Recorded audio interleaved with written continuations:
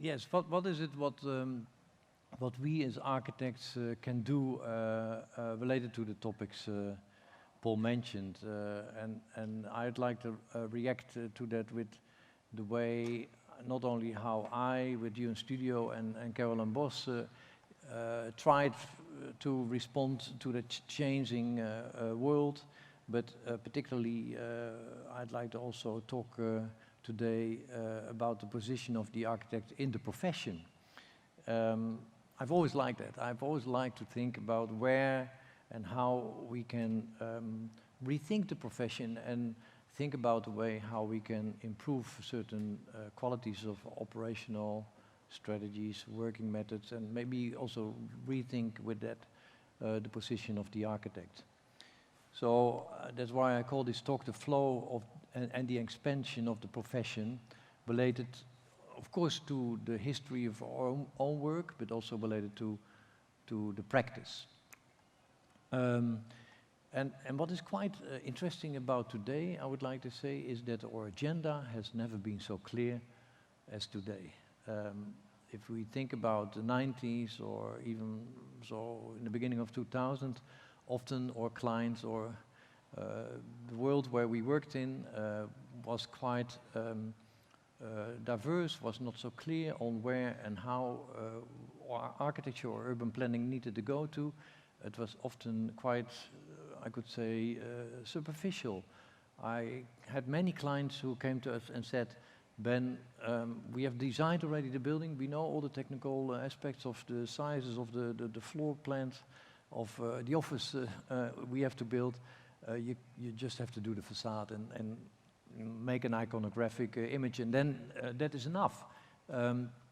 So that was the 90s, but if you look at today, with all the incredible political changes in the world we see, the enormous amount of discussion about our planet, circularity, sustainability not alone, but also maybe the way how technology can be involved in the way how we can improve with that, with new methods of working or environment, I think makes the role of the architect, I would say, much more interesting.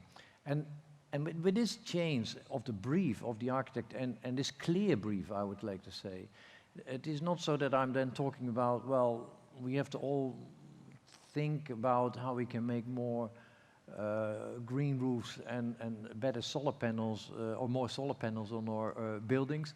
I'm talking about how this fantastic new opportunity, this tipping point of a period where we are in, how we can translate that into a far more smart and intelligent architecture, I would like to say. And I go back a little bit to where we came from in order to give you a way of how we maybe from the past could learn and maybe can from the past then project a little bit better of where possibly we might go to over the next 10 years.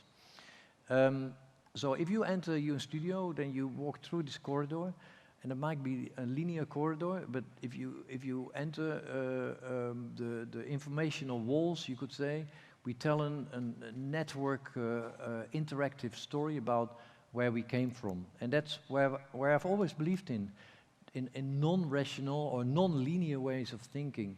I've always liked the idea of that we need to be relational in the way how we operate and think about the way how we bring knowledge together. And I've always liked theory. Theory helps you sometimes to think in a different way about a profession, and I'm not talking about architectural theory alone, but I'm often also interested in how scientists predict and develop theories in order to test with themselves how in a way they can start to speculate. So theories help to speculate. And of course through self-learning and non-rational strategies, you come to rational methods because you need to discipline the theories into, of course, build projects. So the nonlinear is being has been always important for UN Studio. In the late 90s, we set it up, UN Studio, because we believed strongly in this idea of a united network, a non-linear way of thinking, whereby the architect is not standing in the front of the orchestra anymore, but walks through the orchestra and talks with the specialist and allows himself to be sometimes a little bit more invisible in order to make sure that he groups the right amount of information in order to make these intelligent environments. And of course, it needs to be guided and directed, but in that sense, John Gage was actually a much a more interesting example for me in the beginning of the 2000s and the late 90s, as a person who walked through the orchestra and tipped on the shoulders of every musician and said, you are now allowed to experiment, and now you are allowed to experiment. And he knew how to make the composition right in the way how we organized that performance. And of course, then through, let's say, these non-linear ways of working, you have to also learn to work with a particular discipline and strategy of how you translate that into built forms. And over the years, we've always learned from one project and brought it over to the next project in order to work in a serial strategy, although it might be not so clear if you see the projects next to each other, but from certain large geometrical experiments like the kink in the pylon, you might think it is a kink when it is dealt with the forces of the bridge, but it is a bow structure, what is to be found in the structure, like a bow you can hold in order to develop that power in order to hold up the bridge. And these ideas have been later developed in other projects like the Arnhem train station, the Mercedes-Benz Museum, or the Hangzhou project in China. So ideas, the larger scale and details, the larger details of these projects have been serially tested over many years and have been improved in order to make them better work while we worked on these projects. And I go into that a little bit more later. But in the meantime, we've always reflected on our work. We've always liked, and the profession, we'd liked always to write and wrote not only for the larger public or students alone, but we did it also for ourselves. Often we met, for instance, with a book like Move, what was written in the beginning of the late 90s also. It was more or less a prediction of where we thought the profession could go to, and that turned our practice into UN Studio. And we learned from artists, from other methods of working from, for instance, artists, and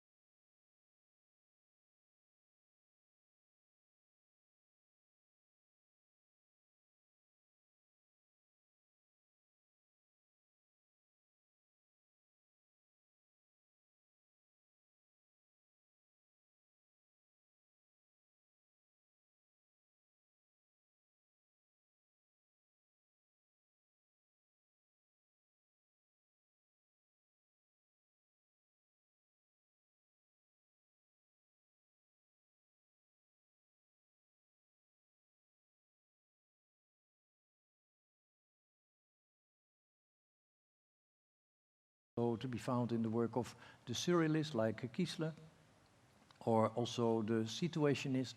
But I've liked that idea that you can think about endlessness in a new way, whereby we could combine living, working and sleeping into one model of living related to the day and the time, particularly of the day, and combine it into the way how you experience a constant non-identical quality of where you are in the space when it comes down to a work or a living or a sleeping space, in this case of the Möbius house. And later I combine this idea of circularity and the closing loop together with this idea of the way how you need to translate these new debates about sustainability and circularity. But in the latest book we wrote, Knowledge Matters, we went further in that aspect. We said that it was not only important to think about the way how we can translate theory into operational design models alone, but particularly how you can collect the right amount of knowledge in order to make sure that this knowledge is structured in the right way and grouped in the right way, and built among a particular discipline so that you can design with a set of design tools in the way how you can structure that information in a very clear, disciplined manner. And that was for me quite interesting, because it had all to do with the way how parametrics came into design, how you could actually select the right amount of information. And it learned me also to not bring in 22 ambitions into a project, but to be careful with the way how all the huge amount of information from all the specialists you work with, even from the client side towards your own specialist, that you could not bring that in the project by filtering it towards a more additive model of maybe 3 ambitions instead of 22 ambitions. And that brought us also to ideas of how we could expand our own practice into a knowledge practice, and not go into only the hardware of the practice alone, as we said, but rethink also the software side. And that is lately developed into a new company. We set it up around Studio and what is called UN Sense, where we test these new ideas with knowledge and technology in a totally new way. And I will talk about it a little bit better later on. But this idea of expanding the profession, so that we learned that the profession was actually growing in a new way, not only vertically, but particularly horizontally, that you had to learn also to work with all these different specialists on the one hand, but that you had to develop also as an architect more knowledge about the way how you can work with a programmer, for instance, or a futurist, or and we have actually futurists right now in the office, or with maybe a behavioral psychologist, to bring these people more into the discussion of how you can improve the future of living with that, the future of work or the future of mobility. And we literally translated it in this, the way how we now have organized with that, the studio. So it's not anymore UN Studio as an architectural company alone. We have all these different aspects connected to it, UN Studio, and specifically UN Talks is a very important one related to UN Studio's knowledge and UN Studio's futures, because there the experiments and all these new ideas I talked about are bringing in this, call it the softer side of the profession. So, and of course, we talk here about flow, but as you know, flow is important in the process of designing, in the process of how you bring knowledge together, how you bring motivation together, in the way how you then structure that into a build form. But flow you cannot design, or you cannot build, maybe better to say. And I'd like to talk about that aspect of how you can translate knowledge into strategies of quite complex forms into built form. And as we know, talking about these 30 years that we are in the practice, this is how we used to work. This is what I all had in my office. You know, all these kind of fragmented objects who are now turned into this one object where we never expected that this would all happen in these 30 years. It's quite a shock. I've often liked that idea that everything is now turned into this iPhone phase. And if we like it or not, it's just there. You might be critical about it. We might say we are using too much technology. It is alienating us. It's making people more alone. It's not good always for ourselves, but it is also having an enormous amount of new advantages and opportunities. And we need to learn to work with this new aspect of integral thinking and maybe this hybridized world where we are in today. And I mean by that really on almost a political level where we have to deal with sometimes as well when it comes down to data. For instance, the whole discussion about data today is unbelievable, and whenever I talk about the world of technology today with clients and data, then I've noticed that some clients turn into a data cramp. They don't want to talk about it. And architects too. And this is another interesting example. This is how we probably, some of you might still remember, worked with a rotring pen, scratching the whole night, sometimes had to redraw a drawing for a whole week in order to bring in the changes of the client.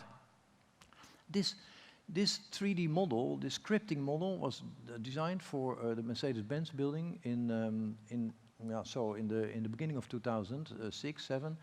But now we know that with BIM technology, can do the most amazing things. And actually, it's quite amazing. Lately, with the BIM technology specialists we have in the office, we can even prove to the clients we work with that some of the management is not necessary anymore, because we are so close to building already when we design these buildings in 3D. We know every detail up to the millimeter. And I sometimes think that I could work much closer to the engineers and the builders, and maybe sometimes I wish I could be almost with them in one company, because the whole in-between world of management is sometimes not necessary, because we are so aware of what we now can do in these 3D models today. All the knowledge of building is already in there, if you do it right.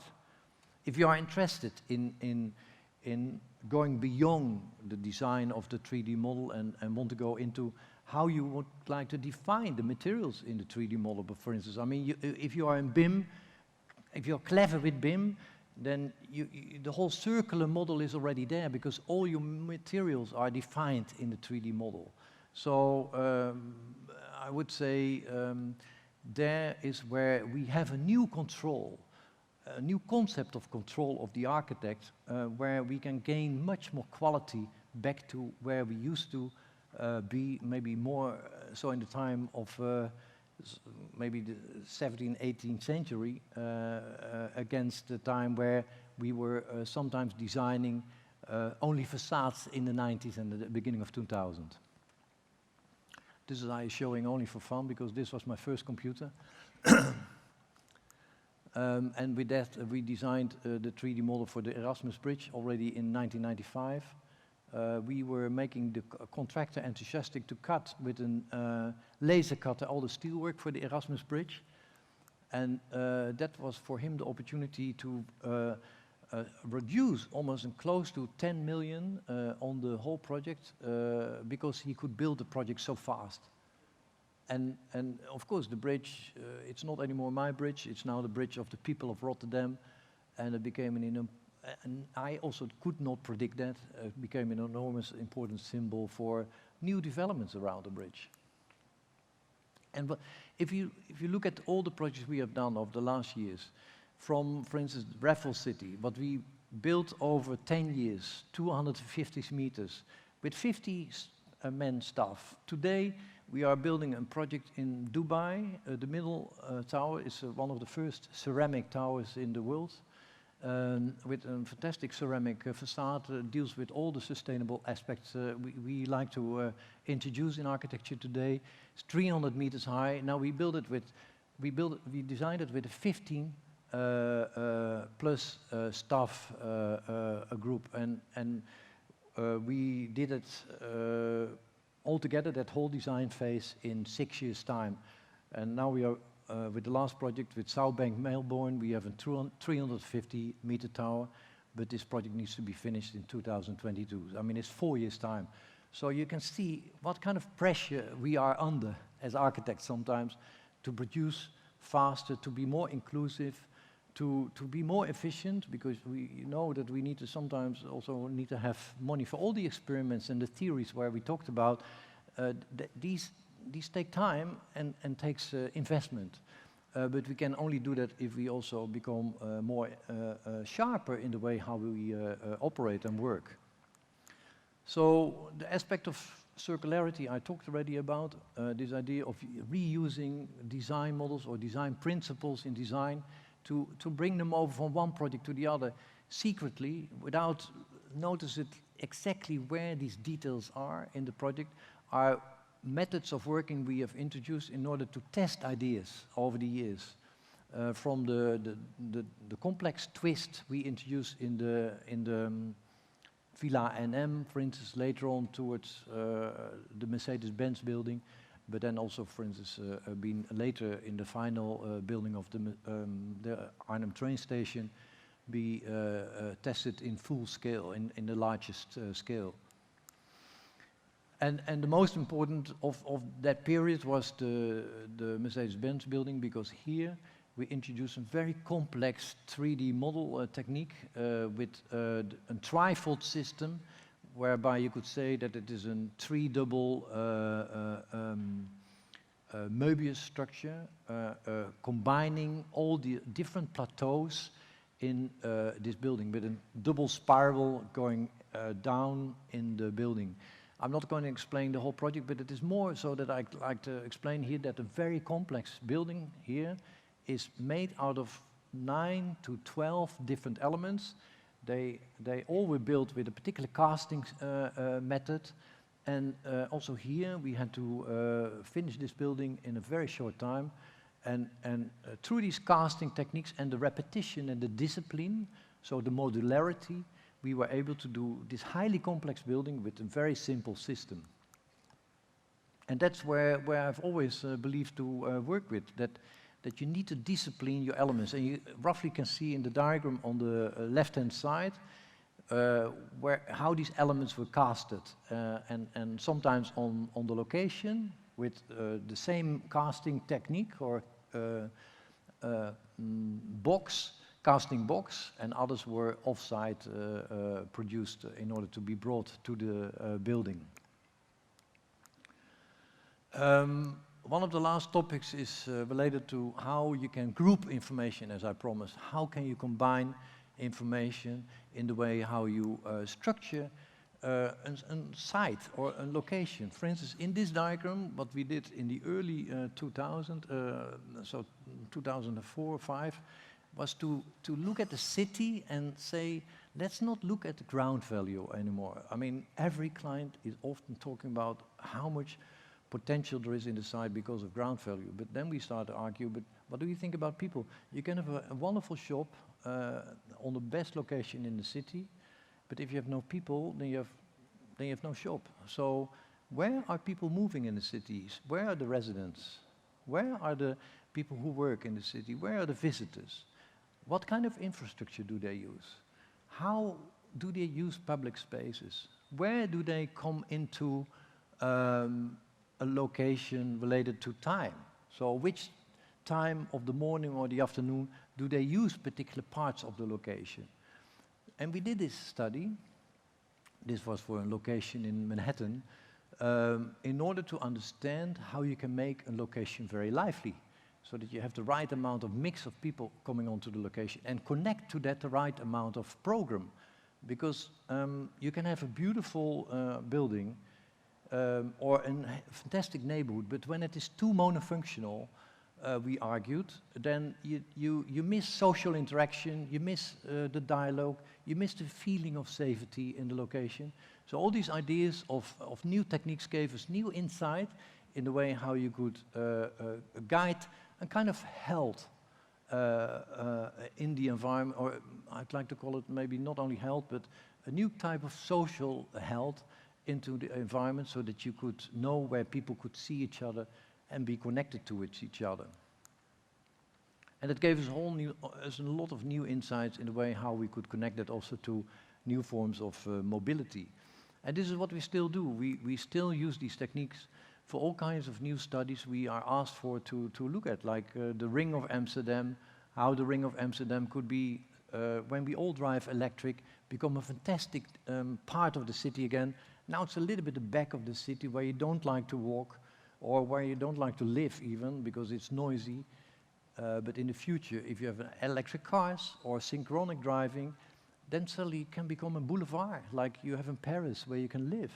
And with reducing the profile of the A10 here, or the Ring of Amsterdam, you could then produce also much more housing around the ring. And this is what I said to all the investors in Holland when I gave lectures about new ideas for rings in the world around cities.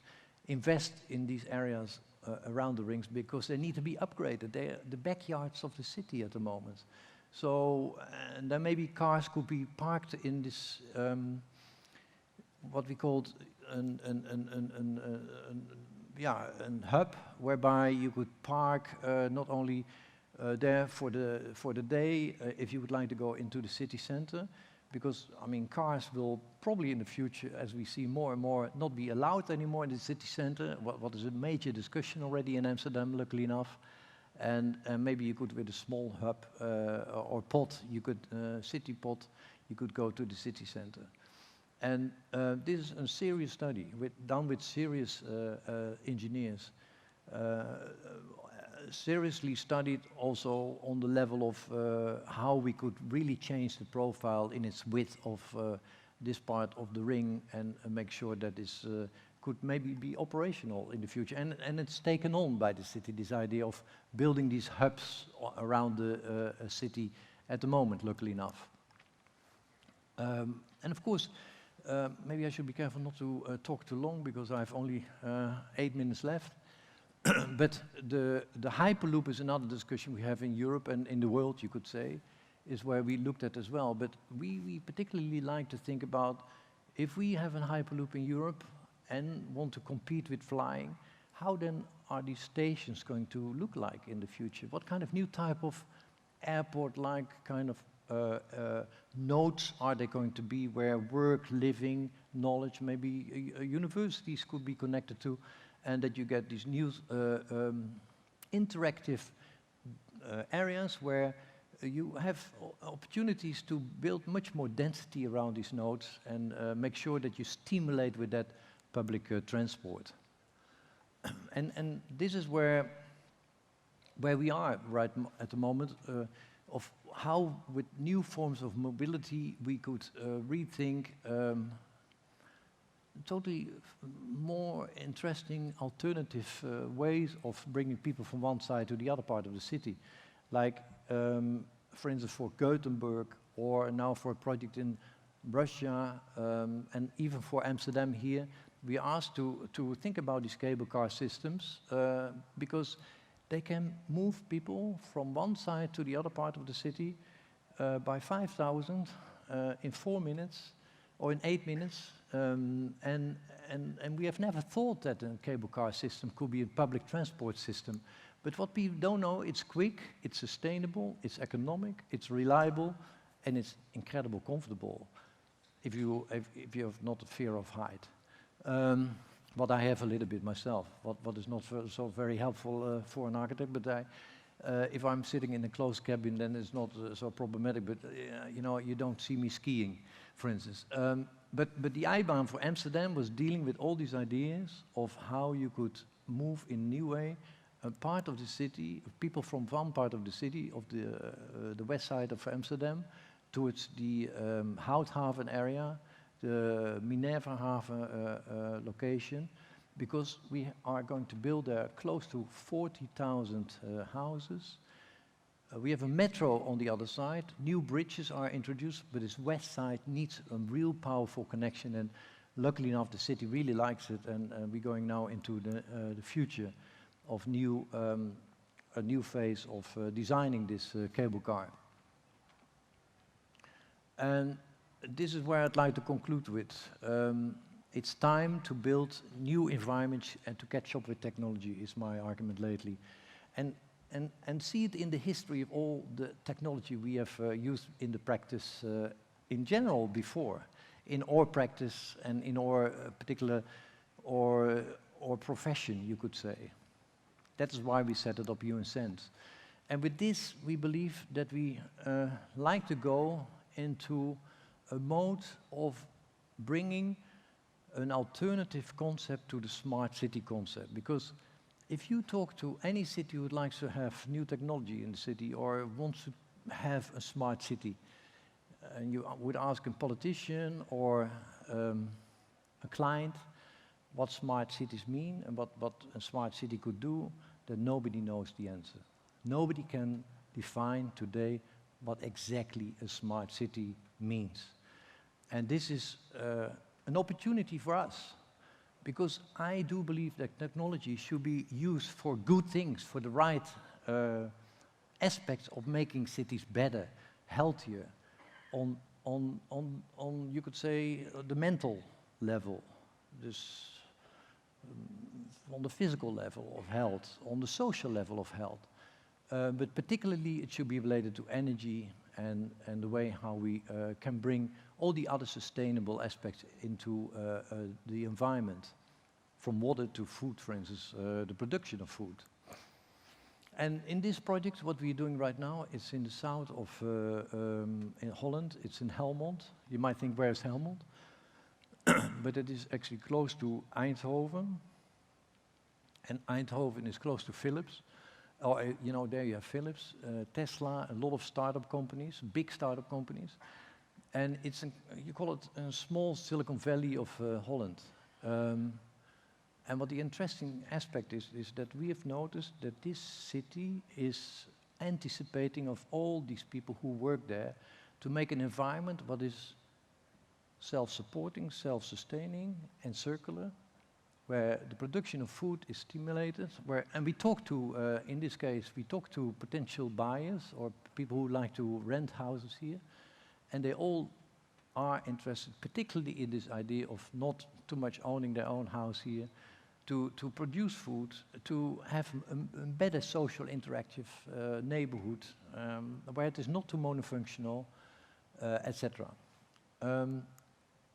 And this is a project that was really happening with a data platform we placed underneath this whole site, or in this whole location, where all these aspects of the aspects related to the production of food and the quality of that, or how, let's say, over the years we can learn from energy harvesting in the neighborhood. We can learn, and you don't want to, if you don't want to be part of this platform, this data platform, then you don't have to be part of it. It's a choice you can make.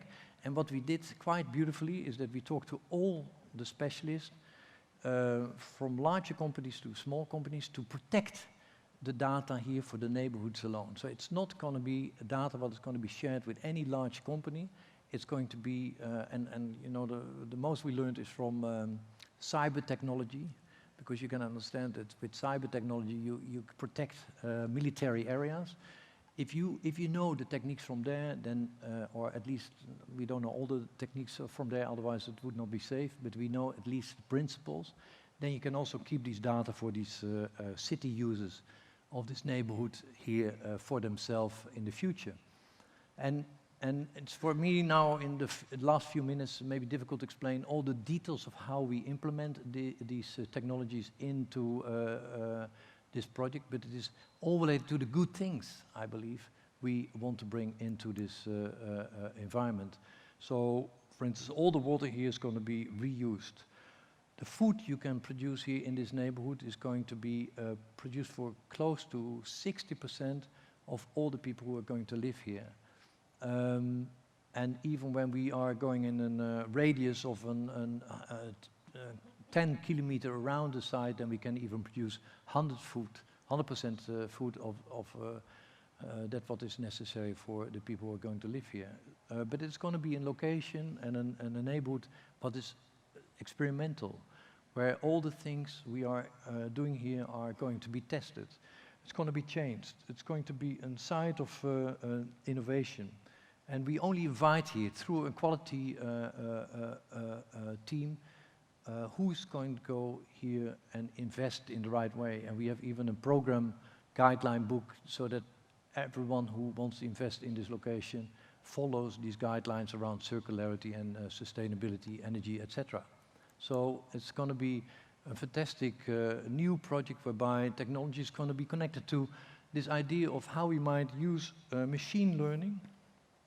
And it sounds a bit heavy, that machine learning is going to be part of the way how we need to design our environments in the future, to quantify and understand more the behavioral and social. I would like to emphasize that aspect of social and the quantitative aspect of our future environment. And I think there is maybe the most interesting aspect to be found in where the new role of the architect is going to have a fantastic new opportunity to think about how this can be translated into an architecture what could be maybe more interactive, what could stimulate these positive things I talked about.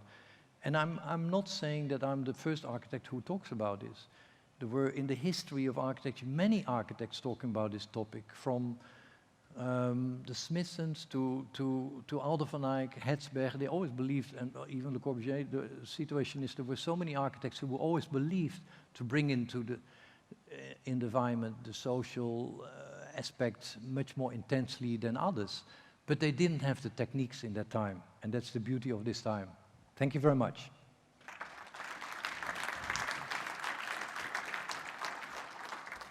Wow, 2 seconds late. Ben, thank you very much for that. As anticipated, a kind of feast of ideas. I was thinking about Cedric Price's aphorism, if technology was the answer, what was the question? And actually, I think you've answered it. Now, your proposition that we need to apply technology to various aspects of built environment production, as you outlined, suggests that perhaps not only is it time that built environment caught up with technology, but that actually technology has become more relevant to the way we plan our cities. So my question would be, in terms of the future of the architectural profession and architectural offices, is the implication of what you're saying that the offices may get bigger, but there may be fewer architects in them? Maybe, yes. And you might have a programmer in your office. You might have more tech people in your office in the future. It sounds strange, but I notice it already with my clients that they ask me, well, if you have UN Sense, can we then not do a more intelligent building? Can we then not use more UN Sense? And now I'm thinking, after I've now UN Sense working for 2 years, and we do get fantastic projects there, that I think that maybe in the next future I might have to combine these two companies possibly. It's interesting. I mean, Kim Nielsen from 3XN yesterday was talking about this because you know, they have a separate research studio, but of course they spend a lot of time synthesizing what's coming out of the research with the requirements of clients and their buildings. And in a way, your whole proposition is about synthesis of all the new data forms and technologies that are available to us, but with some very old lessons about how we organize communities, how we feed ourselves, how we get our water. Now this is, there's something very Dutch about what you've shown, you know, the kind of market gardens and the fertile land, the abundance, perhaps the superabundance of water. But actually, you're seeing the same things, I'm guessing, in your offices in Asia as well as in Europe. Yes, but don't forget that a type of experiment, what we do here in Holland, and maybe you're right that the ground, the experimental ground we often have here in Holland, is not so easy to be found in other countries. Although, I mean, when we are working in Singapore, for instance, you know, I mean, that is a city who really believes in new forms of smart concepts to be introduced in the built environment. But of course and that's more difficult, and I also have not answered that question. If you have an existing city with a lot of infrastructure already there, how do you change 5 lighting companies who deal with street lights in the cities, or 7 energy companies in a city like Singapore, in order to turn them all into this one mode of controlling a better energy model? And that is more difficult within in an existing structure. Here, what is the fantastic quality and the opportunity and the difficulty maybe also is that we start from a tabula rasa. We can start from clean. I suppose one universal idea, but it's actually very rarely adopted, was your proposition about the cable car. Yeah. You know, we have a cable car in London, but it doesn't really connect places that kind of need a cable car connection. I mean, it's convenient, but there aren't enough people on either side who want to make that journey. Now, obviously, you've done the analysis about what could happen here in Amsterdam, and I'm wondering whether you think that actually that is a form of transport which looks incredibly old-fashioned. I mean, you know, they are kind of, it's the world of skiing and the funicular and James Bond. Is this a universal proposition, or is this a very particular thing? It's a particular thing, but it is interesting that it is picked up by politicians because they've seen it as a cheap and a green solution towards the way how you can solve one part of a mobility system in the city, and it's the same what I say often about the way how we need to deal with sustainability. There is not one aspect you can work on as we talk about mobility here, what makes a city more sustainable. You have to think of more elements who can help you to think differently about the way how you can make a city more sustainable. But actually, it's for me also new. But I like the idea that technology in this case can also promote the idea of producing an analog world, but becomes suddenly old-fashioned again. I like that idea. I like the idea that suddenly we have to rethink how we talk, how we communicate. For instance, what I said in the beginning about that technology alienates also people, that it really makes our society much more disrupted and fragmented, you could say, is a real question, I would say, for architects. And so, I mean, in a way, I'm talking about the analog aspect of the way how we live today and how to improve that with technology. But that's why I like what you said about the cable car. It's an analog system. It's a very old-fashioned system in a way, and maybe technology will be applied towards it, and you maybe get a nice screen in one of these cars that tells you everything about the environment or what you see in there. But the system is old-fashioned. There's quite an interesting sort of difference between speed and flow, isn't there?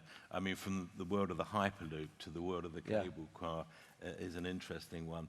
Can I ask you finally whether, because of course technology is neutral, it carries with it risks as well as rewards, and it's not surprising that people become paranoid about privacy and data protection, so on and so forth.